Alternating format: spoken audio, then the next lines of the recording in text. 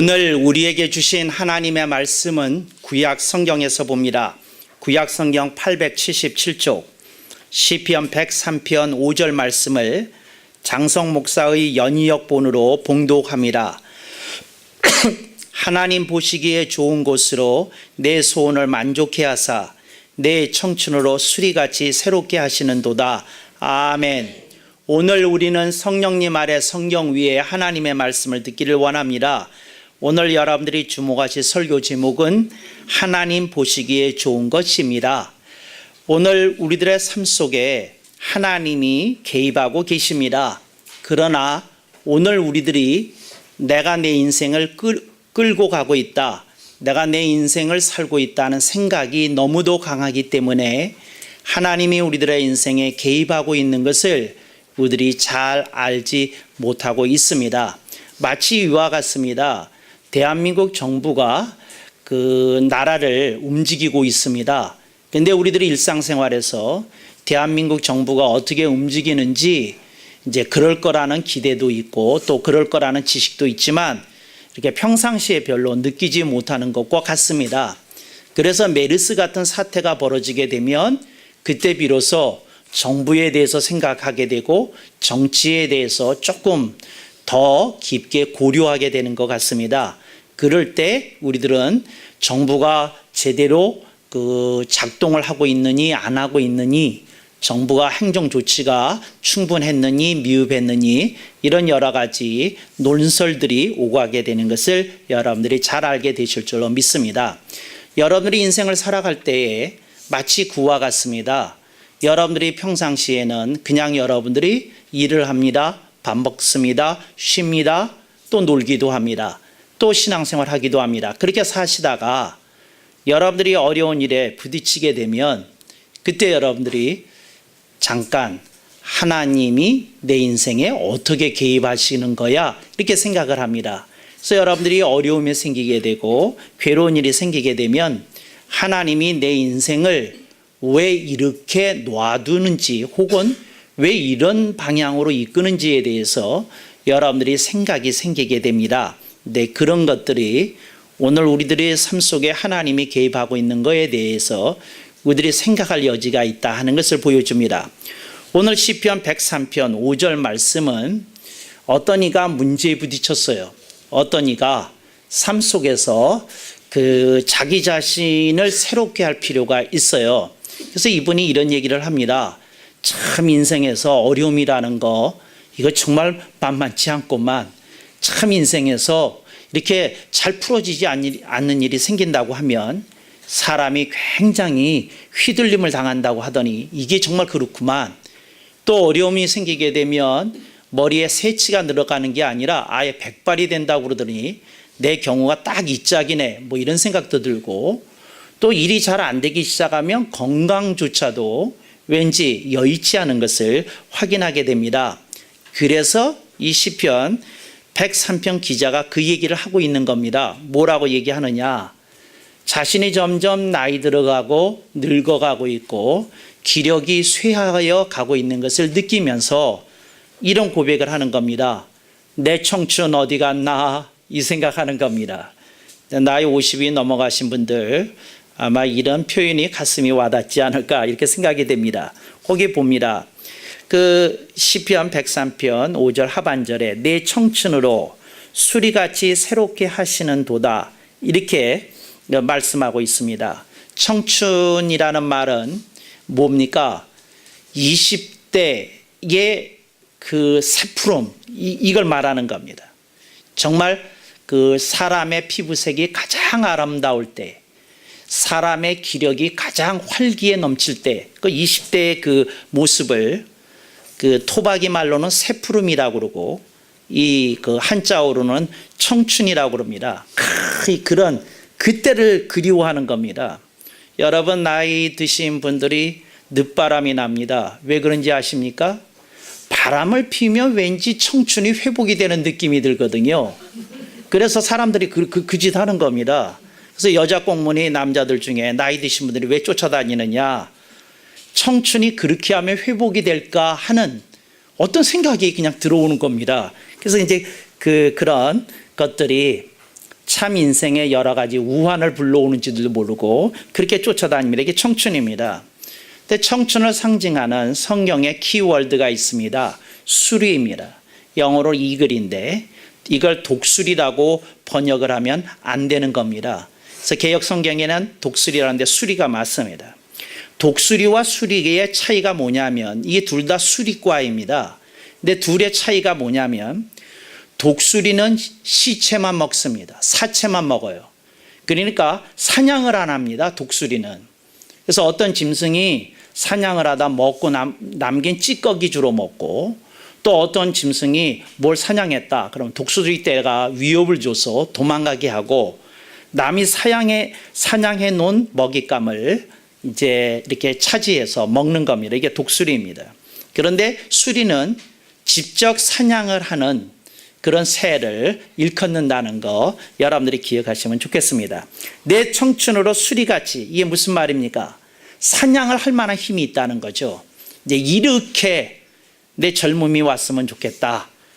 이랬으면 좋겠다. 이제 이분이 이 얘기하고 있는 중입니다. 그래서 아주 응답을 받기도 전에 아주 잘난 체를 합니다. 내 청춘으로 수리같이 새롭게 하시는도다. 자기 암시를 주는 중입니다. 이제 이렇게 믿고 싶은 겁니다. 이런 생각 가지고 자꾸 얘기하는 겁니다. 그런데 이분이 이 구절의 앞에 이런 얘기를 합니다. 인생이라는 게 내가 살아보니까 내가 노력한 것만 가지고 충분하지 않은 게 있다는 겁니다. 그래서 뭐라 하느냐면 좋은 것으로 내 소원을 만족해 하는 일이 있어야 되는데 내가 수고하면 밥은 먹고 살지만 내 삶 속에 내 일어나고 있는 허전함, 허탈, 허무 이거를 해결할 길은 없다는 거죠. 그래서 소원을 만족해 하는 걸 얘기합니다. 그런데 무엇이 소원을 만족해 하느냐? 좋은 것이라는 거죠. 근데 여러분 오늘 본문에 보면 제가 번역으로 집어넣은 문기가 이 히브리어 원문에 없습니다. 제가 무슨 말을 집어넣느냐 하면 하나님 보시기에 좋은 것으로 이렇게 집어넣습니다. 이게 무슨 말이냐면 이 구절을 이렇게 여러분들이 의식 안 하면 이 구절이 이렇게 될 수 있습니다. 내가 보기에 좋은 것으로 이렇게 될 수 있습니다. 그러니까 여러분들이 기도할 때 어떻게 하느냐? 내가 보기에 좋은 것으로 기도합니다. 내가 원하는 걸 가지고 붙들고 늘어집니다. 매달립니다. 하나님께 간구합니다. 그게 잘못됐다는 건 아니고요. 그럴 수 있습니다. 그런데 신앙이 진정 한 바퀴 제대로 돌아서 제재를 찾게 되면 내가 보기에 좋은 것이 내 인생의 허물을 해결해 주는 것이 아니라 하나님 보시기에 좋은 것이 올 때에 내 심령이 만족하게 된다는 사실을 신앙의 성숙함이 일어난 이들은 압니다. 네, 이게 참 쉽지 않은 일이라 하는 것이지요. 그래서 저는 여러분들에게 세 갈래로 설명을 할 겁니다. 6가지 용어가 나올 겁니다. 그런데 여러분 제가 용어를 가르치기 위해서 이 말을 한다고 생각하지 마시고 제가 어떤 걸 간결하게 여러분에게 전달하기 위해서 조직신학을 전공한 여러분의 목사가 이렇게 나누어줬다 이렇게 생각하시면 좋겠습니다. 첫 번째는 뭐냐면 예화를 먼저 들어드리고 설명을 드리겠습니다. 우리나라에서 5 손가락 안에 들어가는 어느 교회에 권사님이 계셨어요. 근데 이 권사님을 제가 집회를 갔다가 만나게 됐는데 제가 그 교회에 이 권사님이 오셨어요. 그래서 강사를 대접을 하는데 대접을 하니까 난 당연히 그 교회 권사님인 줄 알았더니 자신은 이 교회 근처에는 사는데 자기는 좀 대형 교회를 다닌다고 근데 이 교회를 돕는 마음으로 자기가 강사 공개를 이렇게 자원했다고 그러면서 이제 얘기를 하시는데 대화 중에 이게 참 오래된 얘기인데 지금도 잊혀지지가 않아요.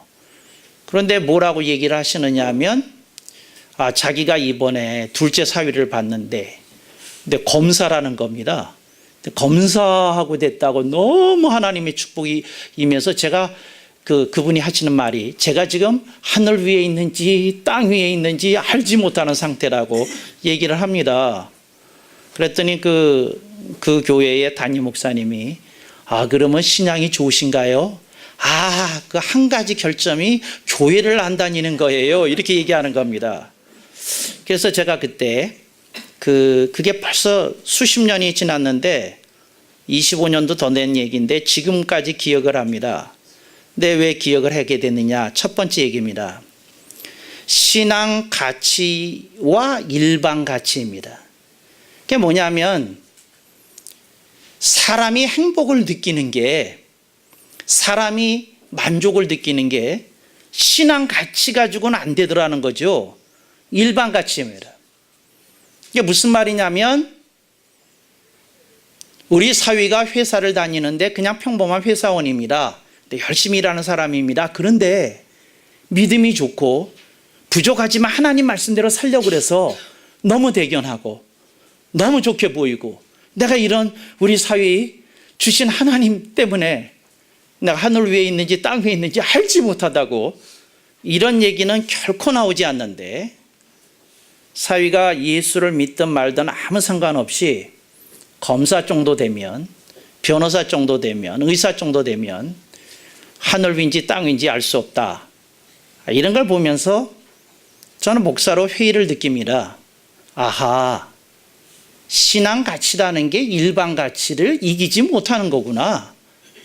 이런 회의가 가슴속에 생기게 됩니다. 어떤 분이 예수를 잘 믿고 신앙생활 잘하는데 예수 안 믿는 친구를 고등학교 동창회 갔다 만났어요. 그런데 이 친구가 이제 거기 이제 술 마시는 사람도 있으니까 술 마시는 쪽도 있고 안 마시는 사람도 있는데, 그래서 안 마시는 사람들은 콜라나 사이다나 뭐 이런 음료 마시고 좀 소주잔 기울이고 뭐 맥주 마시고 뭐 그러는데, 그 잘 나가는 그 예수 안 믿는 친구 하나가 이렇게 툭 하고 술김에 주사를 부리더라는 겁니다. 네 하나님이 너한테 해준 게 뭐냐? 나는 나를 믿는데 이렇게 성공했다. 너로 한번 믿어봐라. 하나님이 너를 안 도와주시는 걸 아마 길이 열릴지 모른다. 이런 얘기 하더라는 겁니다. 근데 그 얘기 듣고 순간적으로 할 말이 없어가지고 그냥 예수님이 원수 사랑했다는 말만 생각나서 화를 꾹 참고 왔다는 거예요. 그분이 제가 상담 잘한다고 그러니까 와서 묻는 겁니다. 목사님이라고 그러면 그런데 어떻게 대답하셨겠습니까? 이런 거 묻는 겁니다. 저는 그냥 여러분에게 묻고 싶어요.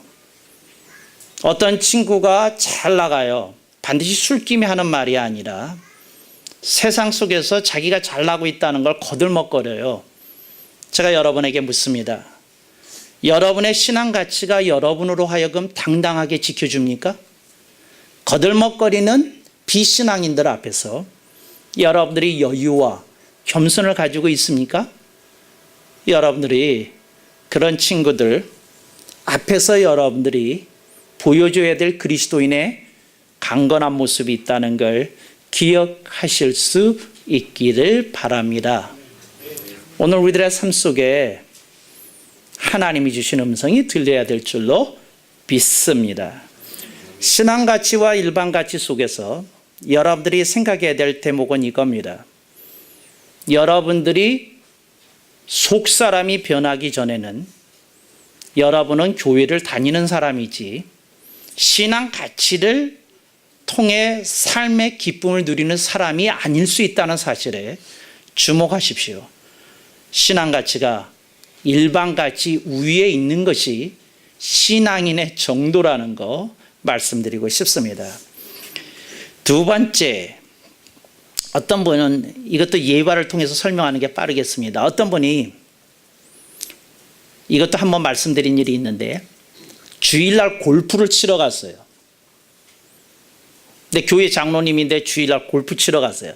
근데 너무도 중요한 자기 회사하고 중요한 사람들하고 뭘 하는 것도 있고 주총을 앞두고 뭐 자기 회사에 지분을 가지고 있는 분도 거기에 오시고 뭐 어쩌고 저쩌고 해서 참 빠지기가 난처하고 본인이 그걸 골프 대접을 해야 될 상황이어서 이제 갔다는 거예요. 갔는데 다 대접 잘하고 다 그러고 뭐 아침 일찍 새벽서부터 모였나 보죠. 그래서 점심 먹고 그 골프 모임이 끝났답니다. 그냥 돌아오다가 자동차가 운전자에게 걸려가지고 그냥 차가 작살이 났답니다. 그래서 뭐 그분 얘기로는 고속도로에서 3바퀴를 돌았대요. 하여튼 뭐 어떻게 돌았는지 모르지만 하여튼 3바퀴를 돌고 갓길에 빠당 하고 섰는데 갈비뼈 2대 부러지고 살아났답니다. 할렐루야! 이분이 첫 마디가. 그리고 나와서 교회 1억을 헌금하셨다고 합니다. 그 담임 목사님이 하도 자랑하길래 알았는데 두 번째 얘기는 무슨 얘기입니까? 정상 가치와 비상 가치입니다. 참 이상한 거는 사람들이 비정상적으로 살기를 좋아하고 비정상적으로 신앙생활하기 좋아합니다. 예를 들자면 이런 겁니다. 1년간에 건강하면 감사한 건 없어요. 교통사고 5번 나면 건축원금까지 합니다. 이게 참 이게 어떻게 된 일인지 몰라요. 그러니까 하나님 보실 때 헷갈릴 것 같아요. 죄를 지켜주는데 전혀 도움이 안 되네. 1년 내내 아무 일이 없게 했더니 아무것도 안 하네. 그럼 자동차를 한번 구겨봐. 여러분, 이건 농담입니다. 하나님 절대 그러신 분 아닌데 제가 뭘 설명하기 위해서 그러냐면 사람들이 정상 가치를 무시한다는 겁니다. 그래서 비상 가치, 비상이라는 말 뭔지 알죠? 아주 어려운 상황 속에서 어떤 좋은 일이 생기면, 보호받는 일이 생기면 그건 크게 평가하는데 일상생활에서 밥 먹고 건강하고 체도 안 걸리고 소화도 잘 되고 배설도 잘 되고 그냥 뭐 편안하게 인생 그냥 강건하게 살면, 아스피린도 별로 먹을 일 없이 이렇게 잘 살면 이건 너무 마땅하게 여겨서 감사함도 없고 깊이도 없고 하나님과의 교통도 없고 그렇게 된다는 겁니다. 제가 여러분에게 묻겠습니다. 당신은 정상적으로 사십니까? 비상적으로 사십니까?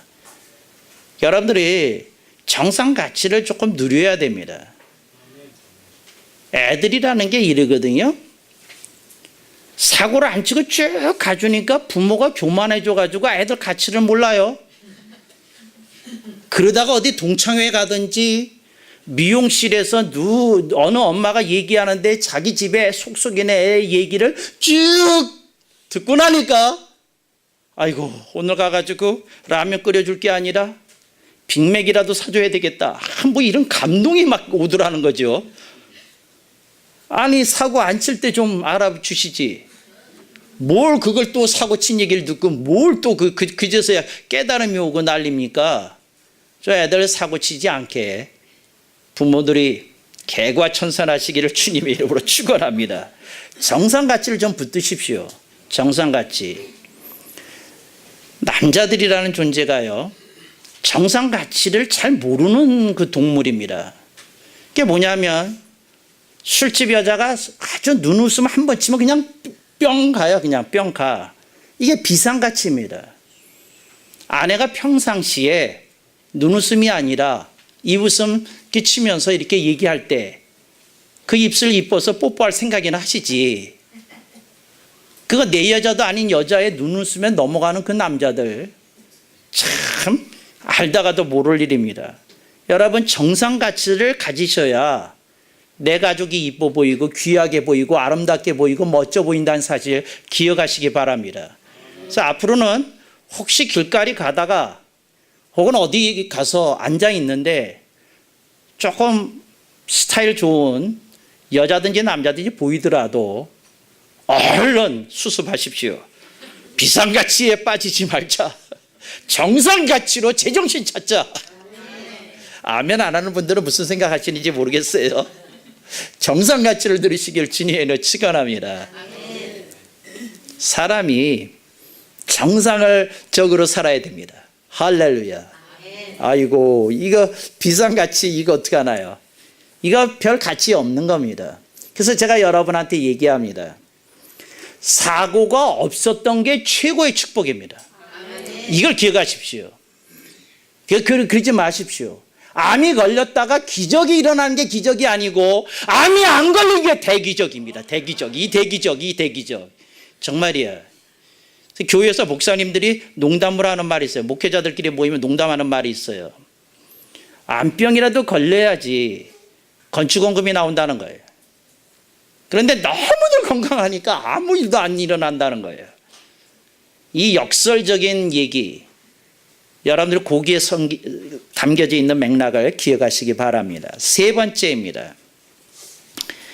세 번째는 뭐냐? 소박가치와 대박가치입니다. 여러분들이 매일같이 밥상을 대합니다. 이거 소박입니다. 여러분이 어느 날 맘먹고 한 상에 15만 원짜리 어떤 고급 레스토랑에서 음료까지 포함해서 그렇게 쓰게 되었습니다. 이건 대박입니다. 내가 여러분한테 얘기합니다. 여러분의 삶 속에서 다달이 일해서 생기는 수입을 가지고 사는 건 소박가치입니다. 어느 날 갑자기 로또를 맞는 거 이건 대박입니다. 근데 제가 여러분한테 얘기합니다. 여러분들이 대박가치에 마음이 가 있는 한 소박가치는 여러분의 눈에 들어올 자리가 없을 것입니다. 여러분 이거 아십니까? 자판기 커피가 어때서요? 내가 요즘 싫어하는 사람의 리스트가 자꾸 늘어나요. 라면 안 먹는 사람 나 싫어하고, 햄버거 싫어하는 사람 나 싫어하고, 그 다음 제가 이 자판기 커피 무시하는 사람 나 싫어하고 그래요. 근데 제가 하는 말은 그걸 늘상적으로 먹으라는 얘기가 아니라 그런 멋도 있겠다 하고 생각을 해서 라면을 먹게 될 때 라면 맛있게 먹어주고, 그리고 햄버거 먹을 때 그냥 햄버거 맛있게 먹어주고, 그러지 왜 햄버거 먹을 때마다 뭐 나트륨이 어떻고 햄버거 먹을 때마다 트랜스가 어떻고, 아니 나 듣기도 싫어요. 정말 트랜스인지 트랜스인지 정말 왜 밥맛 없게 그 얘기를 하는지 알 수가 없어요. 정말 알 수가 없어요. 근데 소박한 같이 그냥 이렇게 편안하게 먹고 마시고 이제 그런 기쁨을 누릴 수 있으면 좋지 않아요? 어느 때 그냥 자판기 커피 마실 수도 있지 않아요? 아니 저는 자판기 커피 절대 안 마십니다. 아니 절대는 왜 붙여? 절대는. 그럼 당신이 절대 안 하는 걸 나는 하고 있으니 나는 뭐란 얘기야. 정말 그게 무슨 자랑입니까? 자랑입니까? 여러분 건강만 지키지 마시고 다른 사람의 심적 건강도 좀 지켜주세요. 정말 소박한 가치가 있어야 됩니다. 인생에 좀 그거 바꾸고 그럴 수 있지 않습니까? 요즘 우리나라 사람들이 뭐 히말라야 열풍이 들어가지고 은퇴를 하면 꼭 가보는 코스 중에 하나가 네팔의 히말라야 트레킹입니다. 근데 저는 이렇게 생각하죠. 갈 수 있는 형편이 되시니 얼마나 좋아. 갈 수 있는 건강이 되니 얼마나 좋아. 그렇지만 여러분들이 지리산 중턱까지만 가셔도 설악산 한 번만 올리셔도 이러시면 안 됩니까? 이게 소박이에요. 설악산 대청봉을 억지로 올라간 다음에 This is my Himalaya. 이게 내 히말라야다. 뭐 이렇게 얘기하면 안 되겠습니까? 이렇게 얘기하면 되지.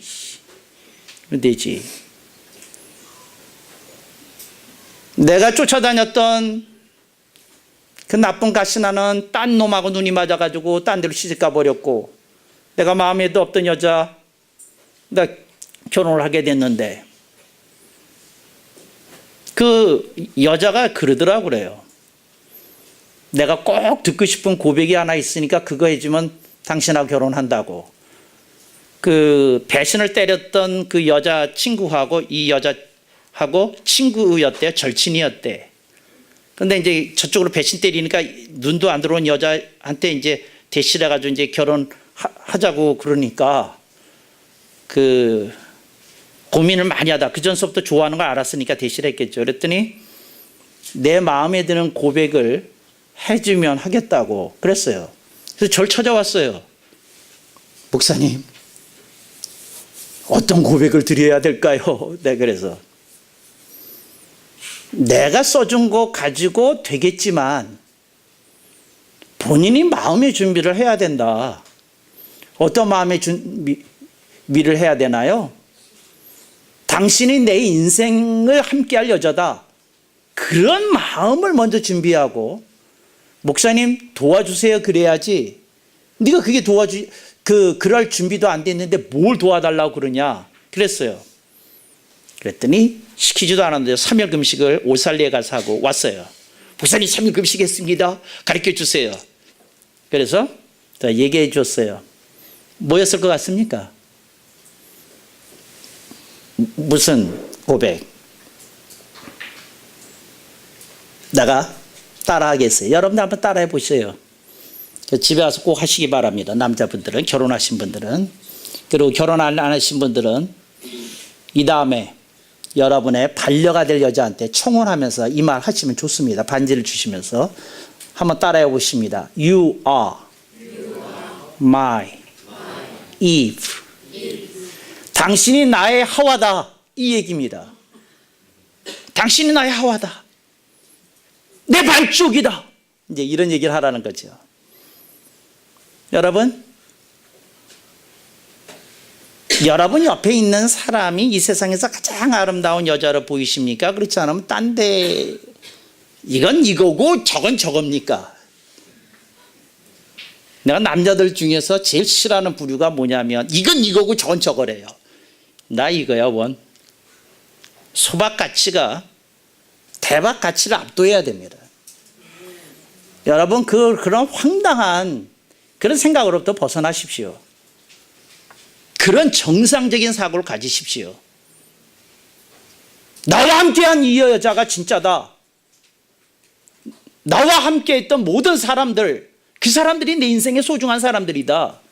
이걸 깨달아야지. 아직 나타나지 않은 흑기사인지 백기사인지 왜 기다리고 있냐고. 그 무슨 상관이 그게. 정신 얼른 차리시기 바랍니다. 본문 말씀 봅니다. 하나님 보시기에 좋은 것으로 내 소원을 만족해 하사 저는 그게 일반 가치가 아니라 신앙 가치라고 믿습니다.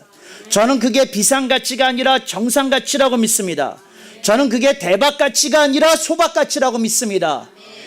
그런 것들로 소원을 충족시키는 여러분이 되시기를 축원합니다. 아멘.